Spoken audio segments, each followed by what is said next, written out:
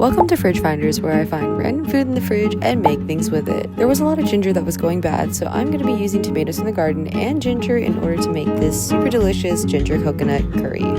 I'm also making pasta on the side just because I'm doing a lot of meal prep, but we're focusing mostly on the curry.